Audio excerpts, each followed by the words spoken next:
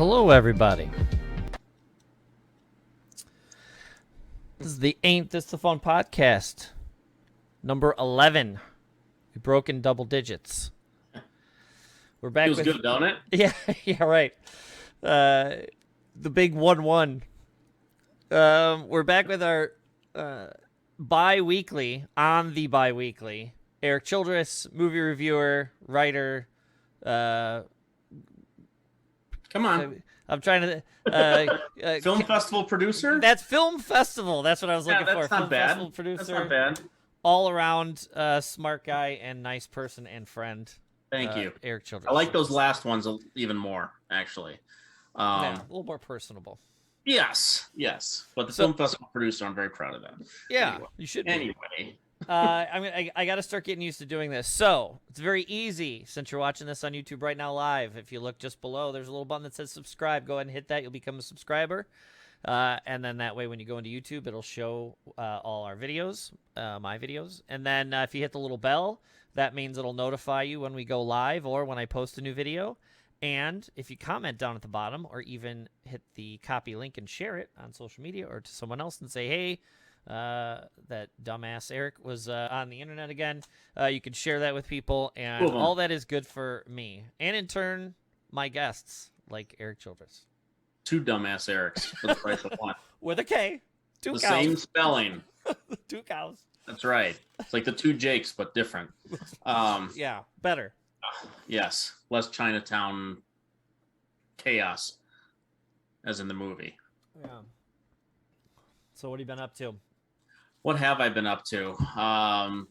Spring break this week, so I haven't been watching my nephew this week. He's off in Disney World looking for stormtroopers, which is kind of awesome. When you think Disney, you think stormtroopers. You do. It depends, depending on where you're coming from, actually. Yeah. But I think that actually is a real thing nowadays. But no, so he's out there, and I'm getting all kinds of pictures. So there's a lot of joy in just knowing that Uncle got him into Star Wars. It wasn't my plan, but it turned out right, and he's into Star Wars and Huey Lewis, so my plan is working. You don't want him to grow in his appreciation of the finer things. That's right.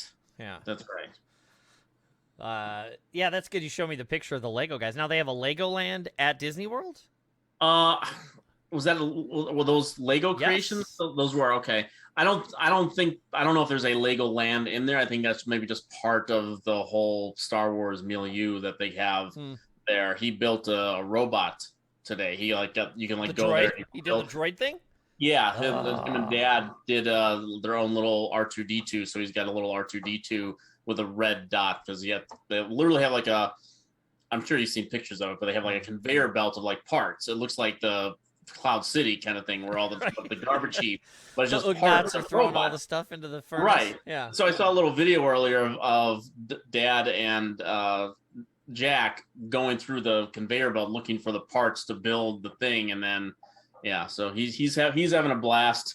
So that's fun. So that's literally not what I've been doing this week. No, I've been working on film festival. Oh, I've been enjoying it. Yeah, normally he's here, so usually half my day is devoted to him and trying to get some work done. But this week, getting some actual work done, and with the film festival and things are progressing pretty nicely with the festival. We've got a lot of stuff that is one phone call away from happening, basically, but it's just let's make it happen. So you announced 7 last week. I didn't see any more announcements this week. Did you do any? No, we don't do any more announcements until we release the final schedule. We put it all together. Only the first 7 was just to kind of just the first 7, because we got guests that come in, so we have to figure out what their schedules are like. So we have to figure out exactly where we're going to put all the movies and all that kind of stuff. So we don't announce anything until April 25th. Right now is our goal. Which is about 3 weeks before the festival begins to announce the full schedule. That's still a little bit off. It's close. I suppose for you, it's not a little bit off because you got work to do. But it's not right up. What? March, April. Well, yeah. Oh wait. Yeah. April 25th. You said. That's when we make the announcement. Yes. But when is it? The festival is May 13th. It starts on May 13th. Yeah. Yeah. So once we sort of get towards the end, we literally go from like 0 to 150 in 1.9 seconds. That's always good for the nerves and blood pressure. Oh yeah, my anxiety is just loves it. There's nothing fun about that. No. Yeah, putting all that The stuff adrenaline together. works for me though. I get the adrenaline stuff works, but the anxiety sends me in different directions. You're a big planner and getting things done ahead of time, so that's got to drive you mental. A little bit. I drive. Yeah, because... I'm good on the 11th hour. Yeah. Yeah. Now, something. I'm just thinking about it now. Yeah. I should stop thinking about it. Actually, take it down. Yeah, that's not good. Yeah. Okay. Yeah. Move on to something. Not that that's not positive, but something that I can just relax and talk about, as opposed to like, oh crap, I'm gonna have to start booking flights and stuff and all that kind of stuff, which is budgets, nothing more money, payments. I swear to God, man, top 5 things stress level: booking a flight for anyone, even for me, is like a top 5, because I know once I hit done, it's over. Like you're booked, okay, and you can't. The way the crap goes now, you can't reschedule without getting a penalty. It's just like you are making a commitment for life once you hit done on that thing, and yeah. I can't imagine what those financial penalties are now to try to reschedule or cancel your flight or whatever. Well, it's been bad for a while. I mean, I don't know what it's like post-pandemic. I haven't booked a flight in 3 years, so I don't know. I just got informed the other day that I actually still have a flight that I canceled because of the pandemic back in 2020. Oh, you got a free flight? That I still have like a credit. Yeah, voucher that or I can something. use. Right. But I have to like book it by like, or take the trip by the end of July. And I don't know if that's not going to happen. I don't think so. So I'm going to lose. The funny thing is I thought I already lost it. I thought it was only good till like the end of the year, but they must have extended it or something. I haven't thought about it, but it was always like even if you had like your flight was like $250, you incur like a $200 penalty if you tried to change the flight. Before. That was before. That's what I'm saying. I can't even imagine what it is now. $300, $400, $500. I can just see them double and tripling those charges. No. Sergio just commented that he got off the phone with TCM about their film festival that they have. I think they're flying him out, if I have it right, to do the TCM. I want to say it's out in California, right, Sergio? They invited him, Turner Movie Class, or not Turner Movie Classics, TCM. Yeah, no, Turner Sergio. Classic Movies, right? Sergio is got something very cool going on with Turner Classic Movies. Our Turner friend Classic Movies, right? Yeah, and I mean Turner Classic Movies. That's like his. That's his thing, you know. It'll be cool and to see him. Yeah, it's pretty amazing that he's got some colleagues over there as well, and yeah, it's one of those like, for me it would be like getting to sing the 7th inning stretch at the Cubs game. That's a kind of goal I would love to have. For him, the introducing stuff on TCM as part of their film festival is. Yeah, I'm so happy for him. It's so cool. And I told him, I was like, I don't want like TCM. Comcast put TCM, like you used to get TCM as part of your general package, okay, or the next extended package or whatever. Now, for some reason, it's part of their sports package. It makes because no it's sense Turner, whatsoever. maybe Turner because it's part of TBS or something, and they used I to broadcast. I don't know. I don't know for sure. I bet you that's what it is because they used to broadcast the Braves and it's TBS.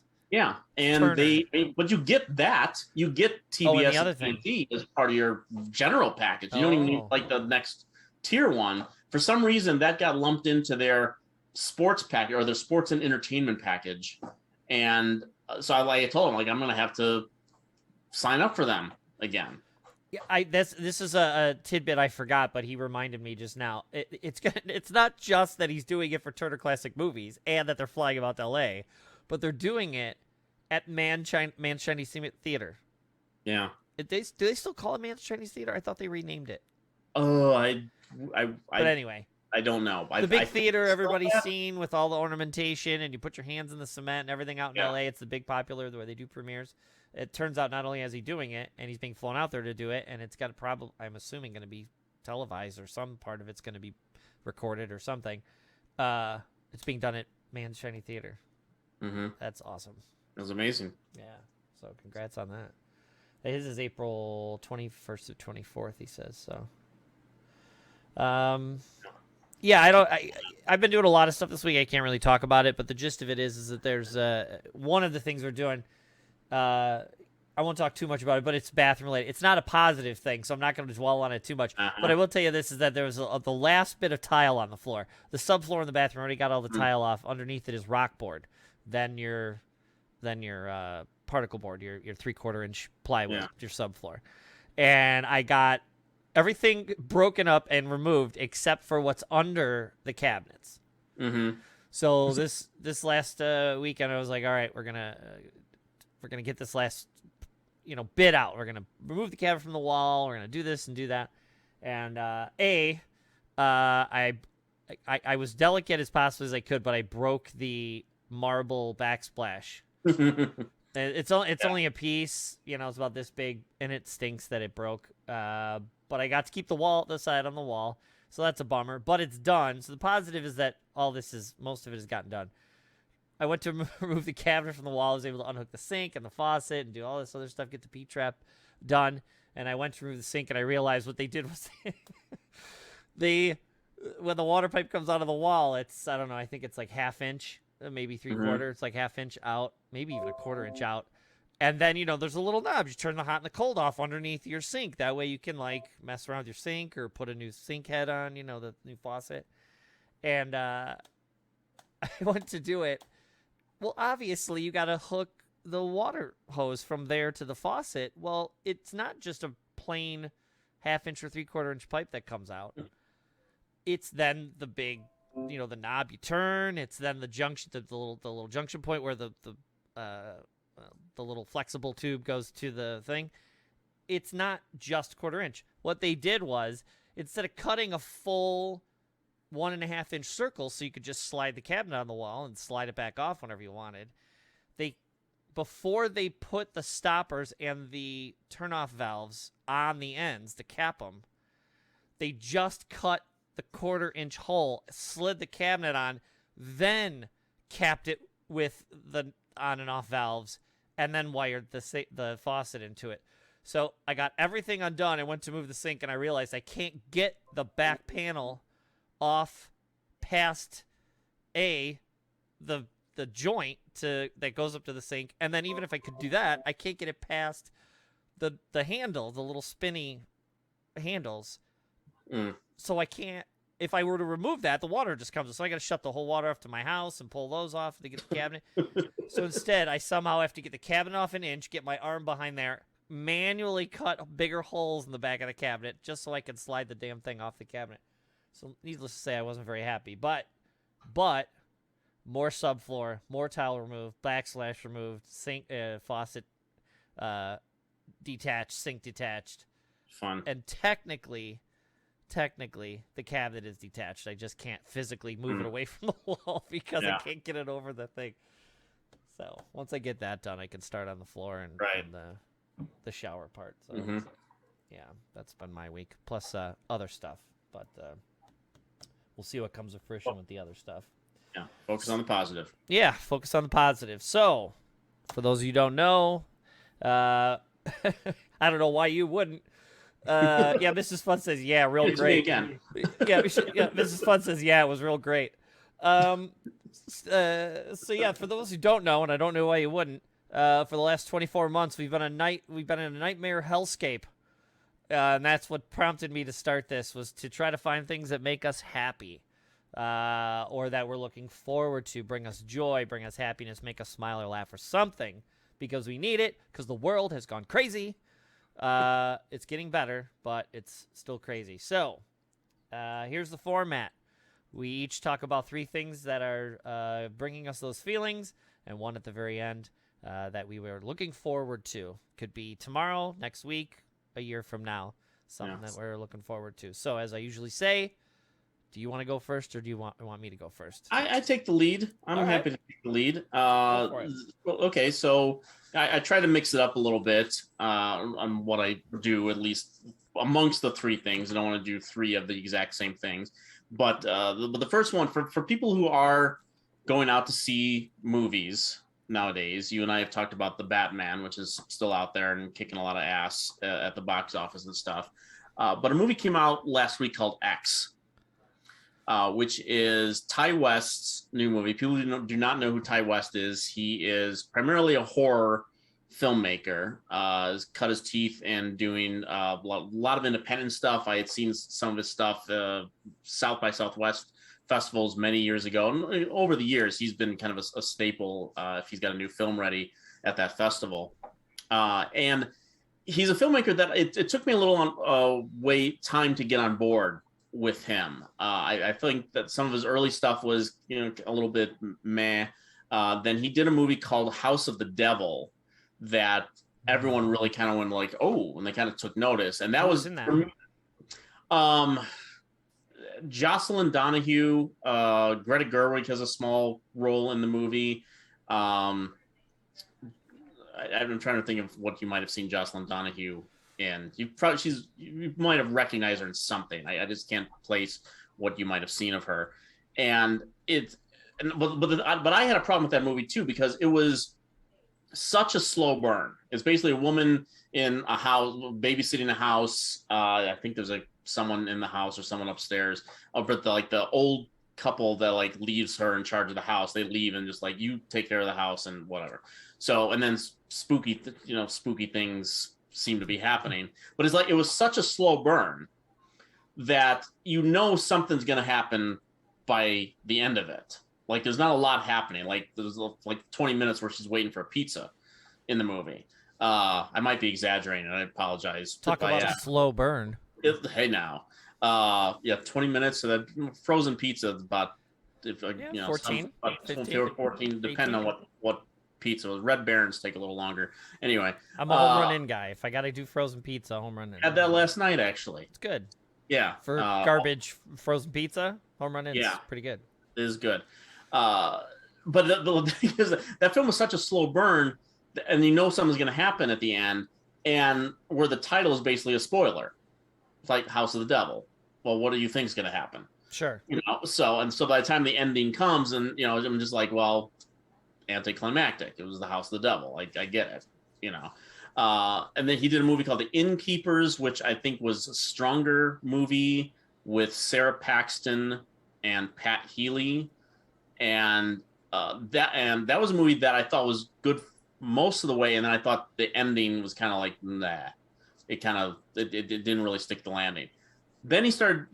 I thought he was getting a little bit. He kept getting better as he went along. He did this movie called The Sacrament, which is about kind of like a vice crew goes to a cult compound, and you can imagine what might happens there. I thought that was pretty strong. And he did a movie that actually we played at our festival a couple years ago called In the Valley of Violence, and it was a Western with Ethan Hawke and John Travolta, and it's a really fun revenge Western movie with Ethan Hawke at the center of it. It was really fun. And so now it comes to this movie, X, which is about this, it's set in 1979, and it's this group of filmmakers who are starting out to make a porno. And they ragtag group, 6 people, going off to this farmhouse. They kind of finagle the old guy that lives there to film in his guest house out back, and they film the porno, but they have the old guy and his wife still live in the house, and these are the only people that are there on the property. And well, it's a Ty West movie, so you can imagine where this is going. As the movie begins, we see that 24 hours from where we start, there are just bodies everywhere. And we don't know, we don't see who or what's happened to them, but we just see blood everywhere. So we know something bad is going to go down. And this is a movie that really surprised me. It's more than just what I kind of refer to as a slaughterhouse movie, where just a bunch of obnoxious people go somewhere, and then there's an evil, and the evil just chops them up or kills them or whatever. And that's the whole movie. Okay, here there's all this weird, not weird, but all this very upfront kind of stuff about the cross section of pornography and violence and sexual repression. 1979 Texas. Draw your own conclusions, okay? And the villains of the movie is this old couple that are there. They're not super strong. There's nothing supernatural about them. The wife, both of them are very old and practically decrepit. They can barely walk around for the most part. But the wife kind of sees what's going on with these kids, or these young people, and kind of gets turned on by it. See, the preview doesn't make it look like she gets turned on. It almost looks like they are judging the kids, and then bad stuff ensues. In this case, it's not that. And no, it's not a case of like the old conservative fuddy-duddies, like, oh, these kids are having sex on our property and the clothes are... No. It's wiggling not their hips and listening to their John Fogelberg. Right. Yeah. That's right. She would actually rather join in. Wow. Okay. But, we don't know how old she is, but she's clearly up there and her body is gone the way of the elderly. So when she's rejected by it, the stuff starts to happen. So there's a lot of very interesting stuff, subtext going on in this movie. The kill, I mean, again, nothing supernatural. You don't expect them to be, they don't have Jason Voorhees like strength. Okay, so you have to imagine how this old couple are going to start dispatching any of these young people who are far more capable. They could off them by pushing them over. Sure. If they wanted to. How Ty West is able to kind of define the threat in them is another kind of clever bit of filmmaking, because again, it's not just a slaughterhouse movie. There's a lot more going on in this thing. Again, some of the kills are kind of standard, some of them are kind of brilliant and fun.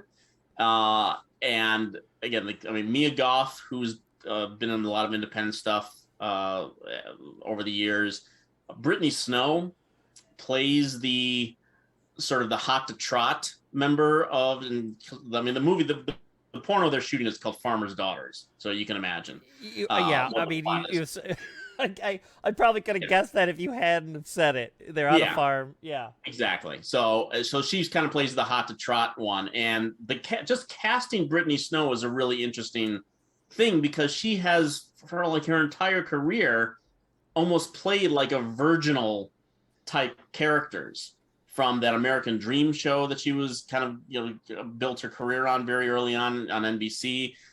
She's in Pitch Perfect movies, and never really been kind of sexualized on screen. A little bit. She's in this crap movie called John Tucker Must Die. I remember that one. A little bit. It's it's absolute crap. But this one, again, the casting of her, and I don't. There's a moment like in the middle of the movie that I don't even want to spoil for you, that is just so weird to stick in a horror movie like this, and yet it's oddly moving, and you're actually kind of glad it's there. Huh. And like that, but it does, it turns into a pretty bloody horror movie as a result. And I kept thinking about it all the way home, and that doesn't happen a lot with horror movies these days. So I'm really glad that this one's out there, and I hope people go check that out. If you like those types of movies, it's one of the better ones. I saw the trailer. I've seen it now multiple times.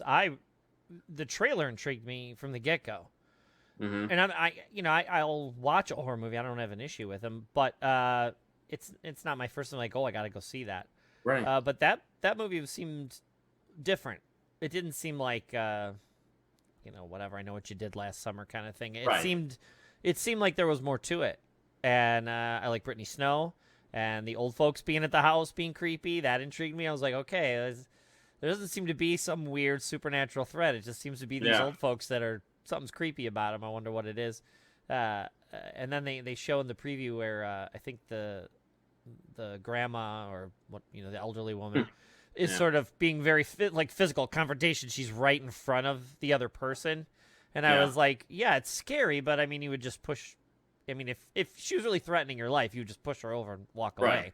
So like, it was interesting to me. Like, okay, well, what are they gonna do? Like, really? Yeah, It's exactly. the old woman. The old woman's the one running around killing people. Okay, Right. what's interesting? How are they gonna pull this off? So yeah, it intrigued me. So I'm glad to hear it when you texted me right after you saw it. I think you had just said, I saw it. You might like it. Like, you didn't give any details, and so I was like, oh, that's cool.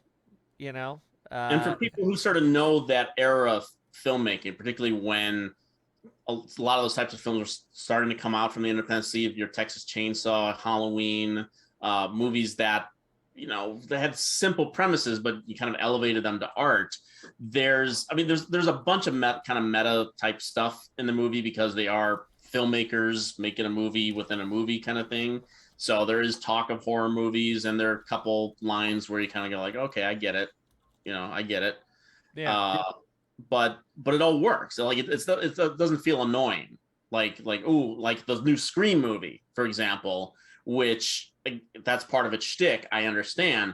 But in this last Scream movie that came out, it's so like I get it. I get what you're doing. This one doesn't feel like that. I've still yet to see the fourth Scream. Well, the fourth Scream is not good. The fifth Scream, the new one. Yeah. Well, 4 and 5 aren't good. 4 is when they go to LA or whatever, and Jay and Silent Bob make cameos. Is that in 4 or 3? 4. Is it? Yeah. Okay. Oof. Yeah. 4's Sergio. I asked everybody in the chat. Are you guys else excited to see the movie? I was there. Yeah, he's talking about in the cabin. And we're allowed to talk about whether you liked it or not. What, X? Yeah. Oh yeah. Okay. It's in theaters. Oh yeah, it's in theaters. Okay. I just wanted to make sure. But yeah, Sergio, do you like it? Throw that in there. We'll give Sergio's impression. I don't think he's seen it. He said the premise is right up my alley. He's got to see it. Yeah, he does. You might like the horror stuff too, Sergio. Yeah, I can't remember the last thing I even saw Brittany Snow in other than Pitch Perfect. Yeah. And then I don't think I recognize anybody else. Yeah, I mean, I don't know. I mean, again, music and stuff. Like Kid Cudi, that I know that name is a thing. He's one of the people in the porno. Oh, okay. Gotcha. Yeah, and there's a particular shot that I'll just say that the lighting is right there. Understood. Yeah. It's meant to be funny, but it's still, yeah. Well, they shot another thing I thought about the trailer was it looked very grindhousey. Yeah, it definitely has. I mean, it feels they have that kind of shading on the lens and everything. It kind of gives you a feeling like it's a movie from 1979 in a way. Sure. Yeah. Well, that's good. Good. Now I'll know I want to see it. I already kind of wanted to, but now. Yeah. This is even better. You will appreciate a lot of things in the movie. Good to hear. Yeah. My number one was actually last week, but I'm getting around to do it now because I still got to get yours. I know I'm going to see you tomorrow, so I might bring it with me. DC Comics continues to be weird with their books. They're still having a lot of problems, even internally as a corporation. Warner and the sale and this and that. But the good part is they're still putting out books. And a trend that started even back when I started collecting in the early 80s, less often though, was the concept of a variant cover. And when you get a comic book, people have seen millions of covers. You figure, okay, just like you get your magazine, it comes with a cover. Well, like sometimes TV Guide used to do it, or what was that weekly magazine that used to come out all the time? Not Entertainment Weekly. That's a show. Not Premiere. Premiere is monthly. They do it now too, though, so that's a good example. Okay. But you'll have your quote variant cover. So say it's Star Wars, and then they'll have you randomly get one of the 5 actors as your cover to the magazine. So all of them are variants, and the newsstand one might just be the logo and a cool drawing, but the ones you get in your house if you have a subscription might be a variant. So you have Princess Leia or Chewbacca, and you randomly get one.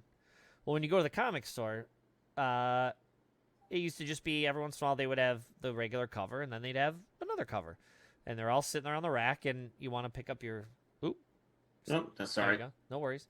Say you're picking up your issue of whatever, Hulk.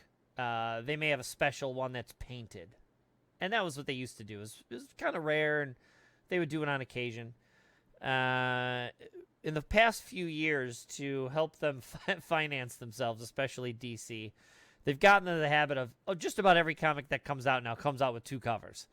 So if you want to be a, quote, collector, you have to buy 2 of everything because you want both covers. Then they get into these things called, like virgin covers. So what they do is they take all the dressing off of it, like the title. It wouldn't say Hulk at the top. It won't have the number on it.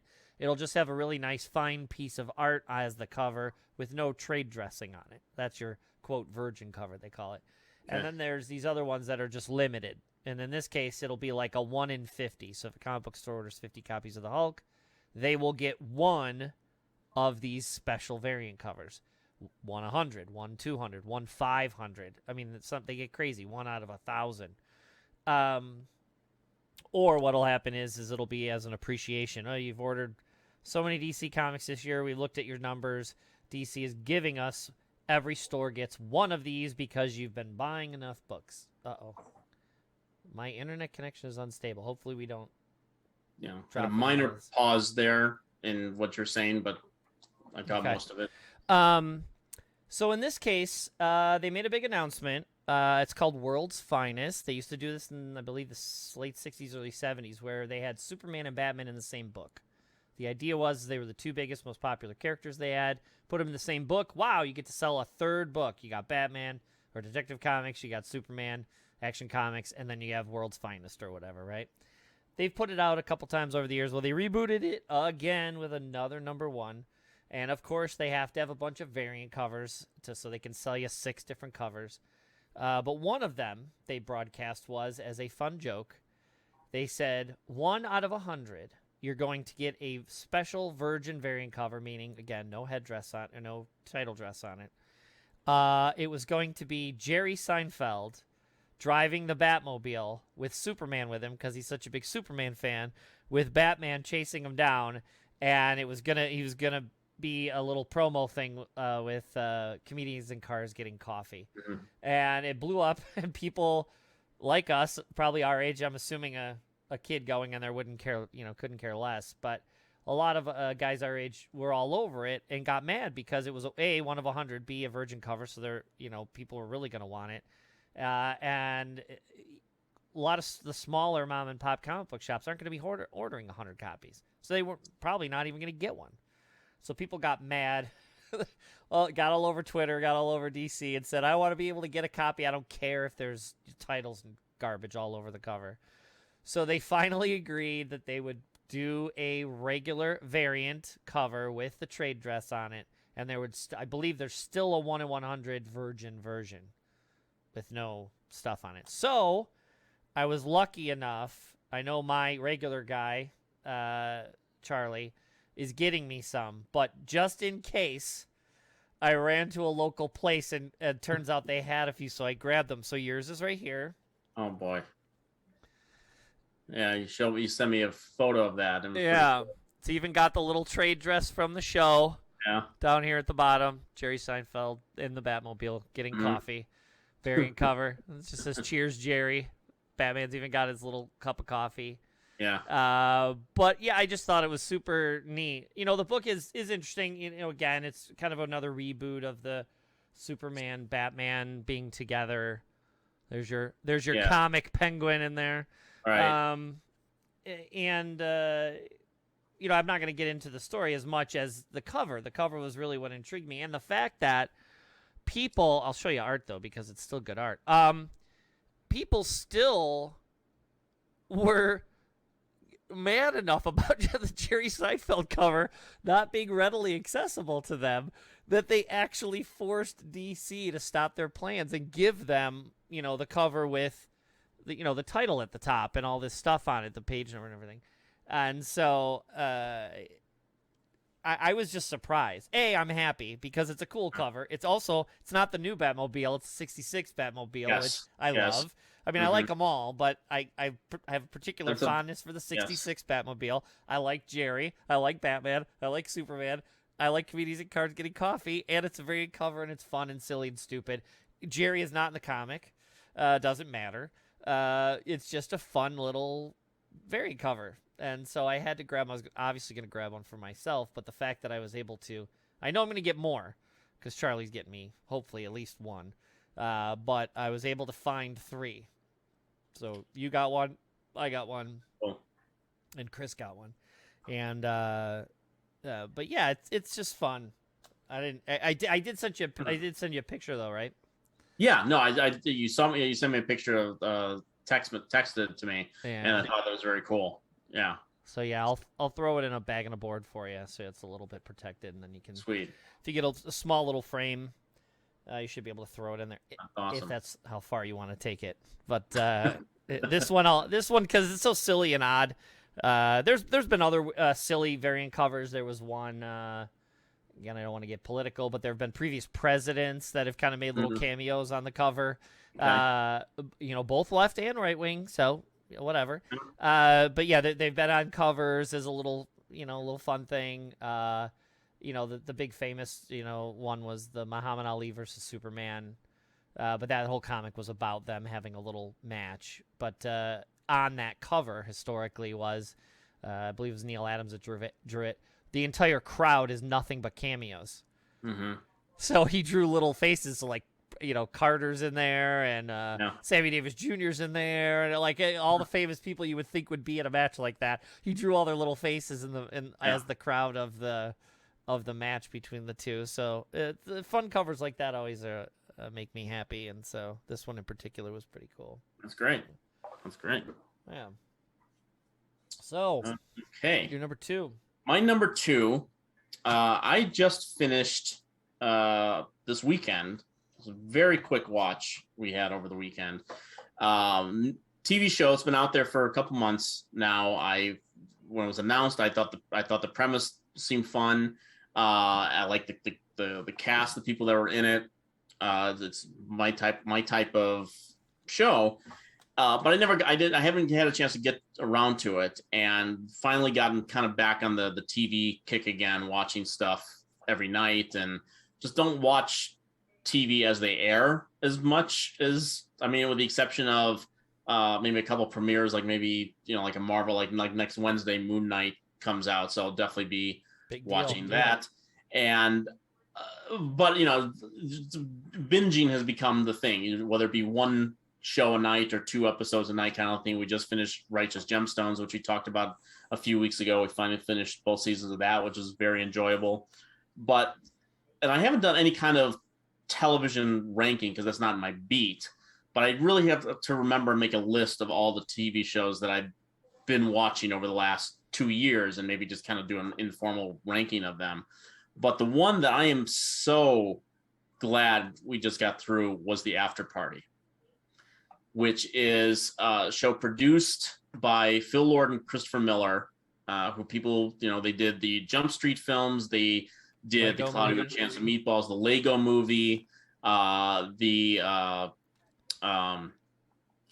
they were fired from the Solo Star Wars movie, infamously enough. And funny enough, I've always, with their stuff, I love something in between the Solo being fired and this. Well, they also produced a great animated film last year called The Mitchells versus the Machines. I remember hearing about that. I think they might have a writing credit on that, but they produced that one. That is fantastic. That was maybe I think that was my favorite animated film that came out last year. It's so manic and joyous. If you like the Lego movie at all, you will like this movie. It's on that level. It's that good. But I've always said about them is that I've always loved their animated stuff, not so much their live action stuff. I do not like the Jump Street movies really at all. The first one was okay. Yeah. See, well, even that. So how enthusiastic was that? Like if it was on cable, if I still had cable and I'm flipping the channels, I might stop and watch it for a little bit. But it's not something I got to go run and buy. like on DVD or whatever. Neither of them work for me, but this one, the general premise of the movie is that there's an after party of a high school reunion, and someone has died. Dave Franco as Xavier, who's like this solo pop artist guy, falls from his balcony at his beach house, and Tiffany Haddish plays a police officer. She's a detective, but they don't really want her on the case, kind of thing. So she shows up to take the case, even though they don't want her to, and she proceeds to interview most all the people that are left there at the after party. And the cast has Sam Richardson, people probably know from Veep, Ben Schwartz, John Ralphio on Parks and Recreation, and Space Force. If people watch Space Force, he's on that too. Barinholtz. Ike Barinholtz, who's really funny. What am I blanking on? Some of that should have my list. The girl from the duet. Alana Glazer, yes, from Broad City is in it. There's probably someone else major that I'm missing. I'm trying to think of Zoe Chow. I'm not familiar with Zoe Chow, but she plays like one of the people. She's kind of like one of the love interests, and she's got some issues on it. But whatever. It's not important. But so every episode is basically a new suspect being interviewed. And as they're being interviewed, one of the things that Haddish's character says is, tell me your mind movie. Okay.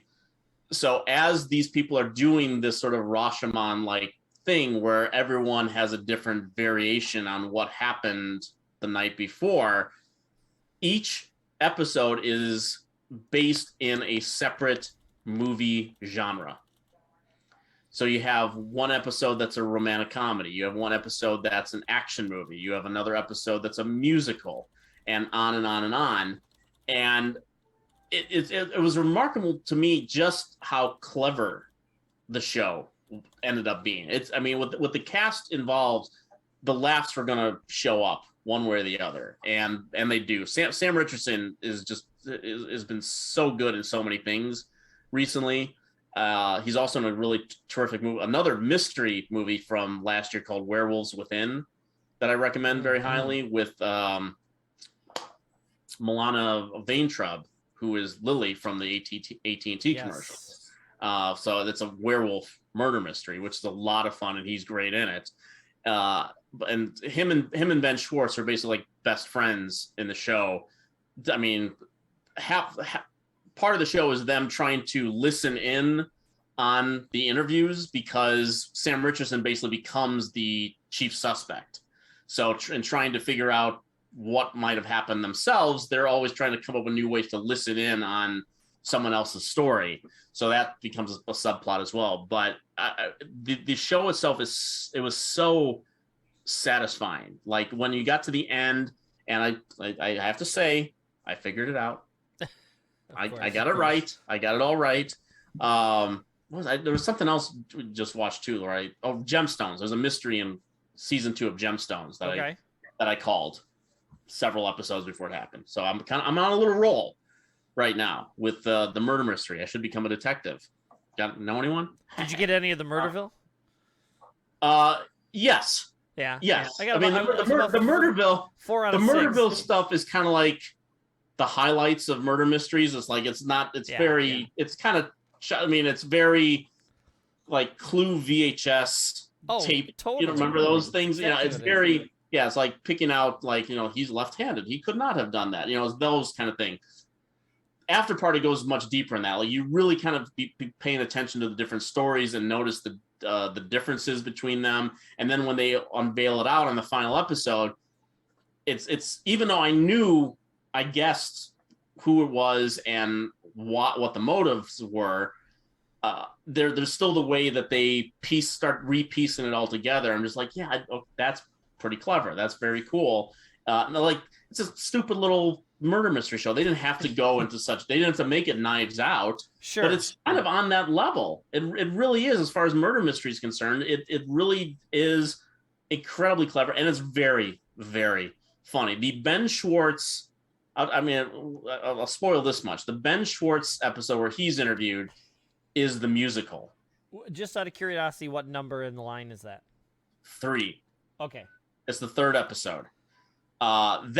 That's my favorite episode. I know I know we've had some musical discussions recently, and that's not your favorite thing. But it's I like Ben him. Schwartz. It's Ben Schwartz, and he's got 3 songs telling his story. Every song is great.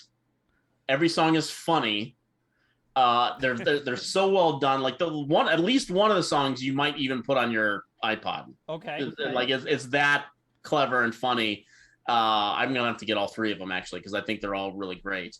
The after party, which is on Apple TV, so you need Apple TV. Subscribe to that. Again, they are not sponsoring us. We are not taking any payments. Absolutely not. Anything.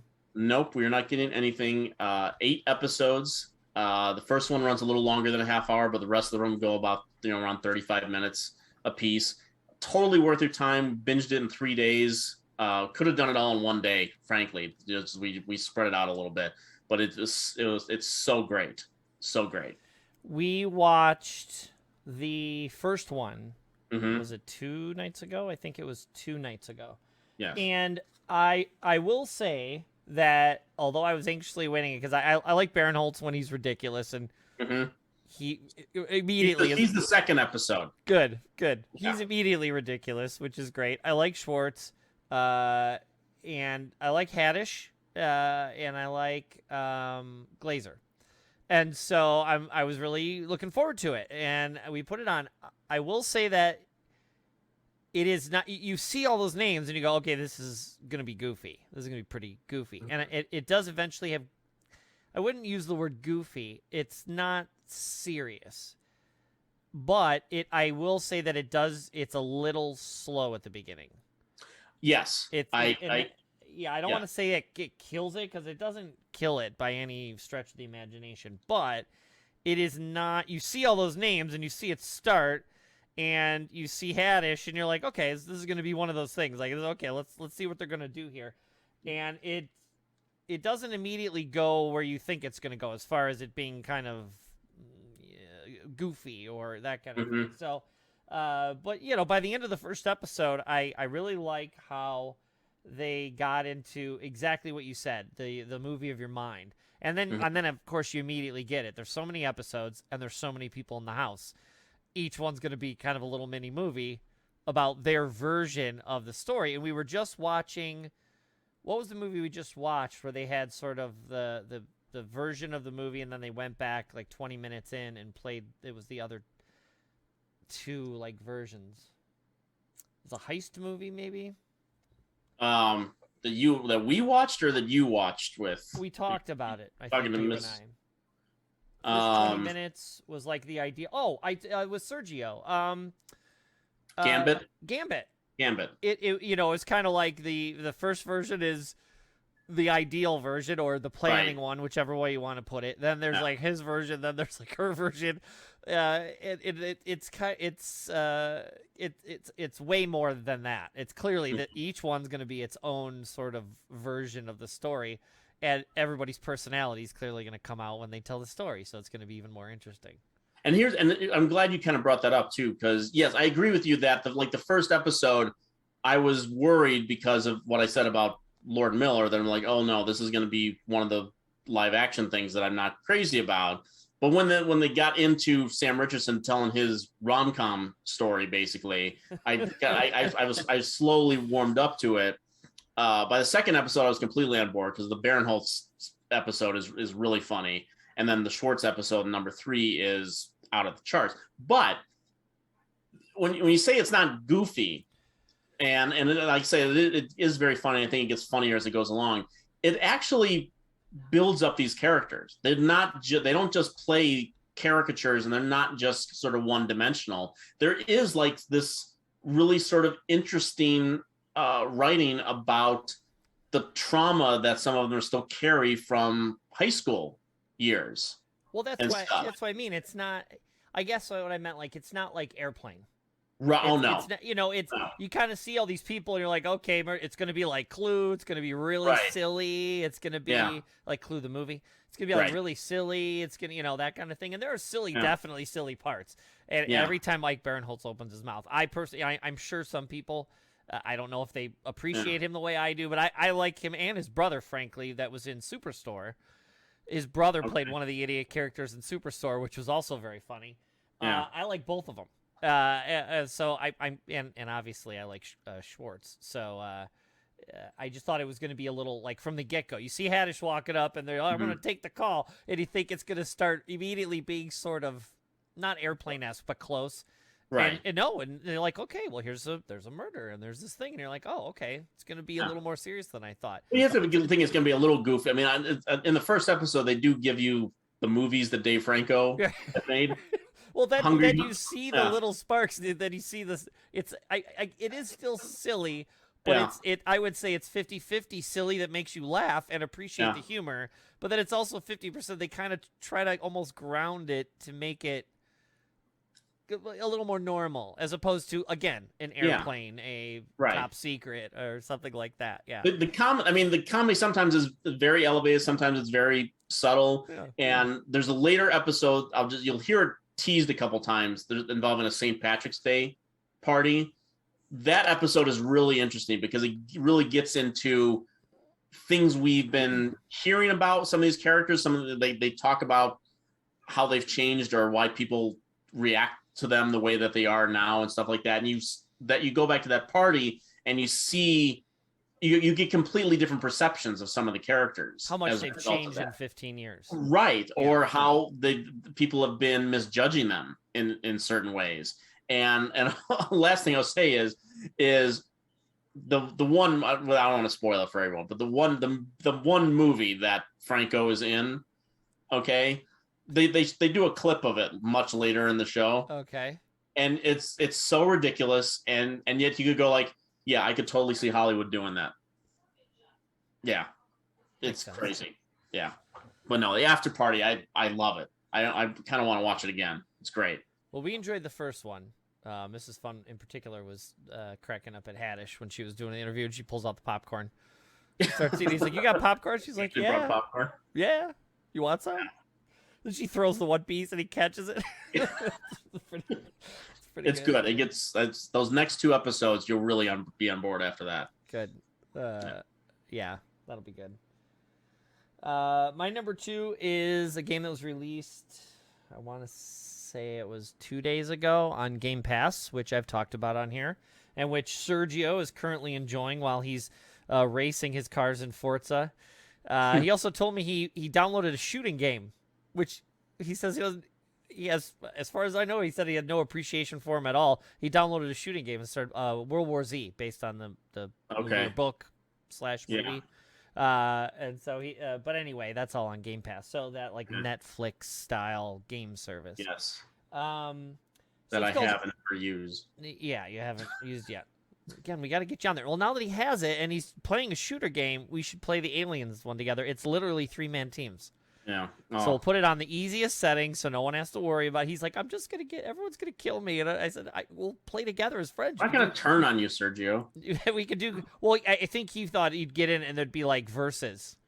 Oh, I said, man, all it is now, there's a ton of co-op games where you're fighting through an area together. You're trying to accomplish something together. So you don't have to worry about your skill level. We'll just put it on easy and we'll fly through it, the three of us. But I downloaded a new game. It's called Tunic, and it's a throwback game. It is 3D in the traditional sense, but it's 3/4 view. So remember Zaxxon? Mm-hmm. Oh, yeah, the game that I hated. Yeah, because it's a weird angle. But adventure games, you either like Zelda. You remember from the NES, the original Zelda. It's 2D flat, and it's consists of boards, and you will go from one board to the next board, and it's overhead view. Or a lot of the newer games are obviously 3D, and you're usually looking from a first person perspective out of the eyeballs, or third person, with the camera behind the person. This is in the tradition of some of the mid-range Zelda games, and so it's 3/4 view, and you're this little tiny fox, and you wake up on a beach. You have no idea why you're there, and you make your way up the little mountain, and there's a shiny gold square plate in the middle of this little peninsula out in the ocean, and you don't know what to do, and you just start exploring. You start walking around. You have nothing. You can't attack anybody. There's really no one around. And you have no defense, no food, no meters. There's very little stuff on the screen to bother you. You're just soaking in this cute little 3D fox. And you come up a hill, and the first thing you see is a mailbox and a little hole in the side of a mountain. And you walk in, and it's just a little chest. And you open it up, and it's just a branch. And you open up the mailbox, and when you open up the mailbox, instead of it having a letter pop out or it's saying, like, home of Bob or, whatever, it's in a squiggly, made-up language. And so, again, now you quickly realize you can't read anything. And now the only thing you've really found is a stick. And so, again, you continue to sort of walk around, and the island starts to get bigger. And then all of a sudden, you hit one or two of these little slimes moving around. And you go, wow, this can't be. This is a little slime. I'll hit it with a stick, be no big deal. Well, it takes like 3 hits, and if they hit you, you're dead pretty quick. And you're like, wow, this is harder than I anticipated. Okay, so then you die, and you zoom, and you pop back up, and you kind of start over. And as you begin to explore, you begin to piece things together. It's a new style of game, which was reminiscent of the old Zelda games from the original NES. And you remember when you'd get one of those NES games, it came in a little cartridge with an NES manual. And they were always like 20, 30 pages thick, and they had tons of drawings, and they explained everything to you for the most part. And it was still a mystery in Zelda. You'd go around, and if you bombed this one wall in this one spot, it would open up and then be a little dungeon back there or an item you needed. But if you didn't know, or your friend didn't tell you, or you never discovered it, or you never bothered to waste your bombs throwing them at a wall, you would never know that wall would break. And it doesn't tell you where to look in the manual. But those manuals still told you basically everything else. This is a sword, this is a shield, this is the button you have to hit to do it. In the past, I would say, I think it's 10 years or so, there's a style of game called Dark Souls, which is a sequel to a game called Demon Souls. From Software makes it. And the essence is they start you out with nothing. They give you no explanation to anything. And you just have to explore and survive. And everything is deadly. And you have to quickly figure out what you're doing. And there's really no explanation to anything. Even if you go into the controls, it might tell you how to move and stuff. It doesn't tell you how to attack, how to block, what your stance is, this, that, and the other. And you may die. And you may have to go back an hour back of what you were doing to the last campfire. So it's like a soft save point. You may go to the last campfire, and then you'd have to do it. Well, this game is like those big, grandiose, good-looking Demon, Dark Souls, Bloodborne-style games, but in this cutesy little fox game that is reminiscent of a Zelda game. So much so that as you walk around and explore, eventually I bumped into this shiny, what looked like a piece of paper floating in the air. And I picked it up, and it immediately brings it up on the screen. And it's 2 pages, only 2, of a mimicked NES manual. It's reminiscent of those little manuals we used to get with NES games. But everything on there, on the instruction manual, these 2 pages they give you, is written in this unintelligible, illegible alien language. So it doesn't really help you a whole lot. But it'll show a little drawing of him doing like a roll with a little air puff underneath in mid-roll. And it'll have all this gibberish, and then one word. It'll just say, invulnerable. So you quickly realize, if you put 2 and 2 together, that in the middle, if you do your roll, when you release that puff, when you do like head to the ground part of the roll, that precise couple frames, you are invincible. That might be the only thing that page immediately tells you. So much so, remember we used to work at the video store, people would take them, they'd rent them, they'd bring them back, and people had taken pens because they wanted to write notes, and they would just write right in the manual. Yeah. Oh, yeah. Some of the pages that you find in this world are fake handwritten pen notes, but they're not words that would really help you. It'll just be stuff like, they'll draw a little picture of like a jewel, and it'll say +1 next to an icon with gibberish next to it. So you can't read the gibberish, but you realize that if you use a jewel with that thing, you get +1 to that thing. And so there's these little clues on each page, and there might be a clue that you don't see yet, but it'll say like page 20. Well, you don't have page 20 yet. And as you get through, you find stuff that helps you, A, defend yourself better, meaning you just have more health, or you can attack better. Instead of it taking 3 hits to hit a slime, it might take only 1. But then once you get good at that, you're like, okay, I can kind of survive in this area. I'm pretty cool. Okay, I can kind of block, and I can hit this guy with 1 hit. I'm not really losing health. I can explore more. Well, then you get into an area, and there's like a frog guy with like almost like a hooded cape. Like the ranger from like a Lord of the Rings kind of thing. It's a frog, and he has a scimitar. Well, he's not going to be a one. You hit him once with the stick, you're back to, it might take you 3, 4, or 5 hits to kill him, and 1 hit from him will kill you now. But you're as you progress, explore, find more pages, learn more things, figure these things out. As you're doing it, you're kind of becoming more resilient and learning the language, for lack of a better term, of the game, because you can't read the alien language that they're giving you in the manual. It's both equal parts frustrating, because I'm not that type of gamer, but it is so satisfying when I found a piece of the manual, and I kept getting these little, they look like tiles. Yeah. And there's sort of runes scraped into them. And I'm like, that clearly has a sword on it, but what the hell do I do with this thing? I still couldn't figure it out. And in the manual, I noticed that it had the little picture of this tile, and then it said gibberish, and a little arrow, and it said page 20. Now, I didn't have page 20. But in that sort of same box in the general area, it had a gold coin, a little drawing of a gold coin, kind of overlapping that box. No arrow pointing to it, not saying that's what it did or it would help it any. And I noticed every once in a while I'd find a gold coin, and you can't really do much with it. But I noticed I kept passing these wells, and it would give you the button prompt A, and you'd hit A, and it wouldn't do anything. You just said, oh, it's empty. Your little thing would, blah, blah, blah, exclamation mark, and you're like, okay, nothing must happen now. Well, just for the sake of argument, I noticed that little kind of hint. I went to my inventory. Instead of hitting the A button, I hit the inventory button and brought up my full inventory. I found the gold coin, and I hit the button on it. It brought me back out, and my little character flicked the coin and dropped it in the well.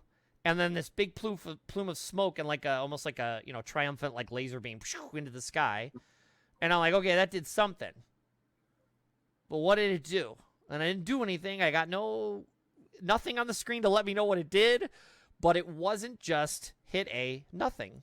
I dropped a coin into a well, because you see a well, you think, drop a coin into it and make a wish or something, right? Did the Goonies flick it back? No Goonies. No? But I kind of figured that out. I'm like, okay, well, it did something. So every time I found a coin, I went by a well, and I kept dropping them in. Well, after 3, a window popped up, and it had a little exclamation mark, and it showed me a little outline of like an empty square. And then I noticed, I'm like, that square, I know that square. I went back into my inventory. Now that square was open. I clicked on it, and then it gave me all the tiles that I had collected up until that point. So I picked one, and it doesn't tell you what they are, but I picked sword, or heart. I picked heart. It had a little heart on it. I picked heart, because I'm like, well, it probably has something to do with health. So I dropped that in, kept exploring a little bit more. Well, randomly, as I was killing things, instead of it just giving me this, currency for the land, randomly, it would pop out a heart. And if I was low on health and I walked over it, it would give me some health back. So now I figured, okay, So now if I keep dropping coins in the well, it'll keep opening up squares. I can put more tiles in my inventory, and it'll let, every time I kill something or do something or whatever, it'll boost me. Or it'll do something beneficial to me. And so it never tells you that. It never explains a thing. It wants it to be like you are genuinely lost on an island and you have no idea what to do. You're a stranger in a strange land. You need to figure this out. And their only little fun clue is these pages you find that look like old NES manuals, but not written in a language you can understand. It's super cute. It is frustrating as hell because I'm not that type of gamer. I don't play the Dark Souls games. I don't play Bloodborne. I don't play the new game Elden Ring that just came out that they make, which is super popular, but I just don't play it. But yeah, it's really interesting. And even Mrs. Fun was sitting up there. I was playing, and okay. And so she was watching me play, and she's like, "That fox is so cute," and the little slime. And I said, "You know what? I clicked on a button. If you click on the one button, it'll swing the camera up just because it's 3/4 view. It'll almost tilt it so it's overhead, just enough. It'll tilt it on basically another maybe. So what's half 45? So like 22.5. So 45 angles what it's normally on. 90 degree would be overhead. It's always on about a 45. If you hit the one button to target, it'll bring it up to about 22.5 angle. There's whole sections hidden behind walls. And you would never think to walk there or walk behind a wall or kind of push your character into the wall because it's behind a building. You can't turn the camera. It's a fixed perspective. But it's almost like a geometry puzzle or a MC Escher painting or drawing where the staircase doesn't go where it's supposed to and it keeps making the infinity. You don't think to look behind the building because it appears to be a cliff. But if you tilt that camera just enough, you realize there's just enough space, and then there's a staircase that takes you to a whole nother area. If you never walked past there, you never thought to look at that corner of the screen, you would never have seen it. And it does frustrate me. I'm having to learn to play a game like this because I don't like games like this normally. But it's super fun and super cute, and along with all the rest of this stuff, I always drop trailers and links to trailers and videos and screenshots and photos of like the cover of the comic. I'm definitely gonna throw the little trailer in here, and again, you have Game Pass. I don't know if Sergio would enjoy it, but if you're listening to this and you're watching this and you're even at all interested in like Bloodborne or Demon Souls or Dark Souls or Elden Ring, it's a cute little throwback version to that, but with the new, harder style Dark Souls stuff smushed into like a little Disney cartoon or like a little cartoon fox running around. I even found a little area behind a tree, and when I went in down there, it had the the little separator things you put in like a room, and you always see someone changes in a movie and throws like a piece of clothing over it, like a little partition. There was 4 of them in the room, and as I walked behind each one, it would change something. So like it changes nose color, changes fur color, changes tunic color, or changes scarf color. And so as I'm walking through them, Mrs. Fun was like, keep walking the thing. She wanted me to like change my little fox to be my little outfit, and then you walk back up and you're back out in the world. Why it's there, I have no idea. It's just something silly, and it's pretty cute. If it frustrates you, I can't. And ironically enough, I'm the one who likes puzzles and piecing things together. But I'm the guy that pats myself on the back when I find the sword in Adventure. So I don't want to say it's obtuse. It's not obtuse. It's frustratingly hard in the fact that there are certain people, and I am not that type of person. These people who play Dark Souls, like they just love the idea of, I've been dropped in here, I have no clue what's going on. I'm just gonna walk around and fumble, and if I die 72 times to the same guy because I haven't figured out where the better sword is, or gone in a different direction, look behind this particular rock, or drop this particular flower in this particular puddle, which opens up the waterfall. You know, there's no visual language. There is nothing helping you do that. It's just trial and error for hours and hours and hours. I'm not that dude. Give me something, a clue, a hint. It not just like, well, there's sun on that rock. Well, of course I'd put the seed in a rock. Of course it'll grow out of a rock. It wouldn't normally, but because there's sun, you probably should think that.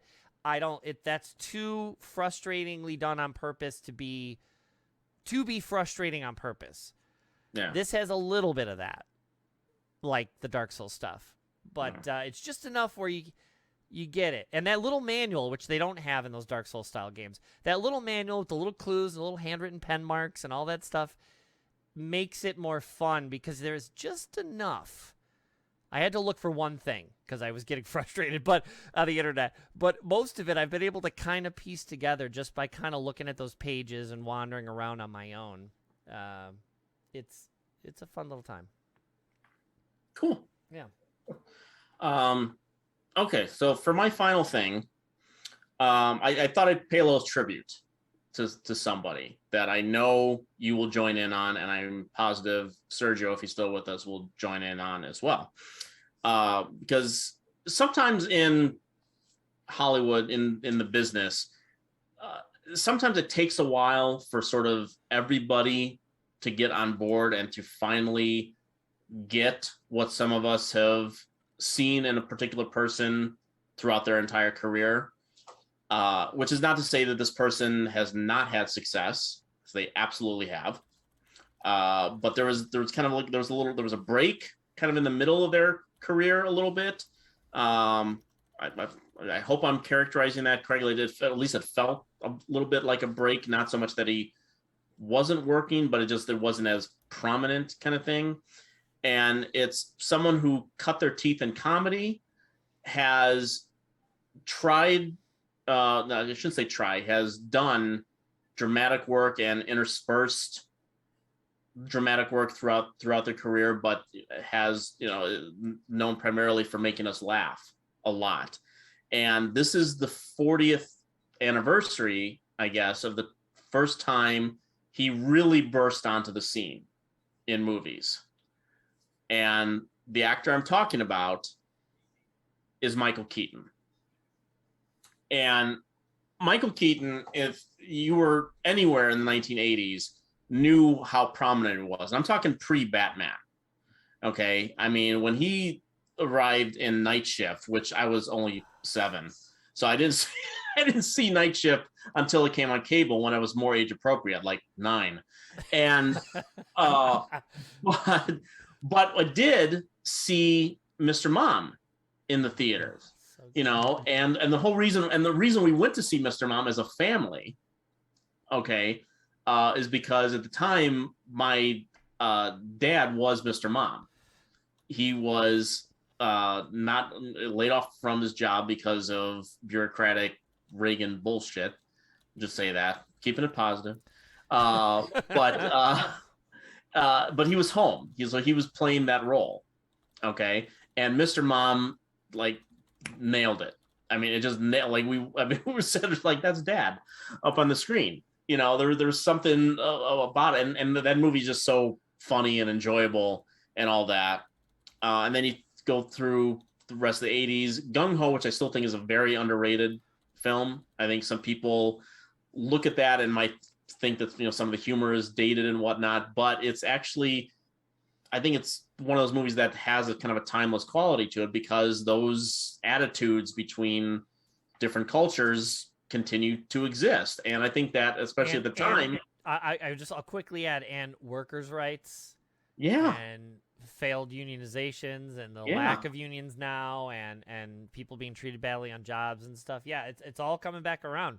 Yeah, it's a movie that really people need to take another look at. It wasn't just some throwaway comedy in the 1980s. I thought it was great then. I still think it's really great then. And Keaton at the forefront of it makes it great.